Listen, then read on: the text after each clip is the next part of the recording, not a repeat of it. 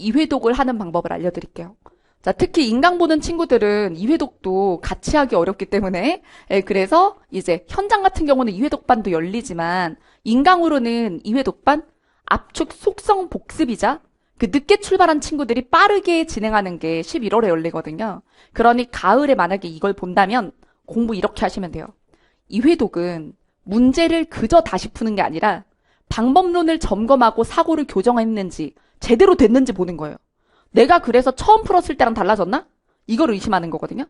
자, 그래서 각 파트 앞에 유형별 발문과 접근법을 펼친 다음에 지문 없이 말로 복원해보세요 라는 건 자기가 그 부분의 이론처럼 생각하고 있는지 읽으라는 게 아니라 내가 어떻게 풀고 있는지 스스로 말하거나 생각해 본 뒤에 방법론을 읽어서 내가 이 방법을 지키고 있는지 생각하는 거예요.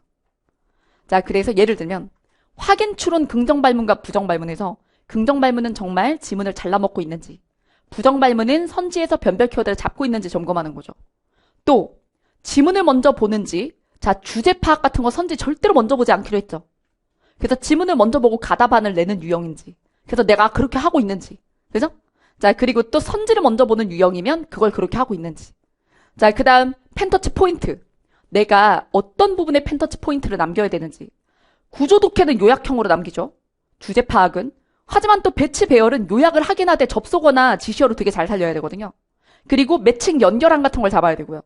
그 다음에 확인 추론이나 이런 부분에서는 선지 변별 키워드와 매칭되는 부분에 펜터치를 한다든가, 긍정 발문일 땐 주요 화제에 대해서 내가 출제할 것 같은 내용을 선지의 2배 분량 정도, 8군데 정도 잡는다든가, 제가 이런 얘기 다 해드렸잖아요. 네, 그런 것들을 지키고 있는지 쭉 보는 거죠. 사례 추론이야? 그러면 정답 조건, 오답 조건 다 챙겼는지 이런 것들 봐가면서. 자, 그 다음 여기 그게 막히면 다시 들으세요 라고 돼 있어요. 사실 이게 단과로 수강할 땐 수강 기간이 있기 때문에 그게 안 되겠지만 패스로 들으시면 재수강이 가능하잖아요. 그래서 방법론을 내가 지켜서 풀고 있지 않다고 생각하시면 다시 듣는 게 맞아요. 자, 그 다음에 펜터치가 걸린 자리, 저랑 엇갈린 부분 위주로 봅니다. 그래서 다시 새 문제에다가 펜터치를 다시 해보려면 새 교재 사가지고 처음부터 다시 해야 되니까 시간이 너무 많이 들어요.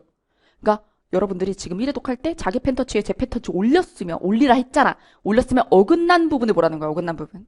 왜 다르지? 여기가 아니라 왜 여길까? 그걸 1회독 할 때 선생님 수업할 때 다 얘기를 했지만 기억이 안 나면 그 부분만 발췌 재수강을 한다든가. 그렇게 하면서 고민해 보는 게 필요합니다. 어떤 친구가 기겁할 얘기를 하더라고요. 1회독 할 때 2배속을 했대요. 당연히 아무 말도 못 들었겠죠.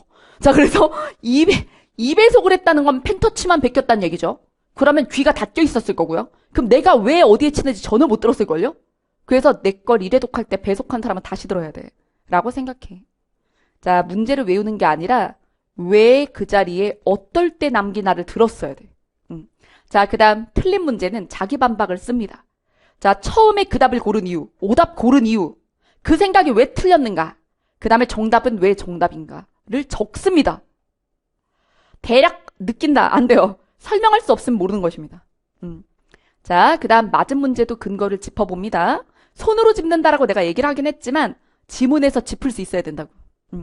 자, 그 다음 어휘를 정리합니다. 여러분, 어휘 자료집 잘 모아놨어요? 어디 있는지는 알아요? 현장은 종이로 드렸는데 다 사라졌으면 다시 출력을 하고, 사실 요즘에 패드로 담아서 보고 다니니까 제 네이버 카페에도 있고 강의 내부에도 들어있었어요. 자, 그 다음에 새 지문으로 확인합니다. 이거는 다음 쿼리를 타란 얘기죠. 월간 미니모고를 진행을 하거나 100일 기도를 진행하면서 내가 독해 알고리즘에서 한 걸 새로운 문제에 적용해 나가야죠. 자, 그렇게 하시면 됩니다. 그리고 시간을 균등하게 쓰지 마세요 라는 건 내가 잘하는 부분과 내가 못하는 부분의 시간을 똑같이 쓰면 안 돼요. 내가 못하는 부분의 시간을 더 드려야죠. 자, 그래서 요 정도 잔소리를 하고, 그리고 이제 월간 미니 모의고사와 100일 기도 모의고사에서 뵙겠습니다. 고민이 되는 게 있으면 카페로 문의하세요, 여러분. 고생 많으셨습니다.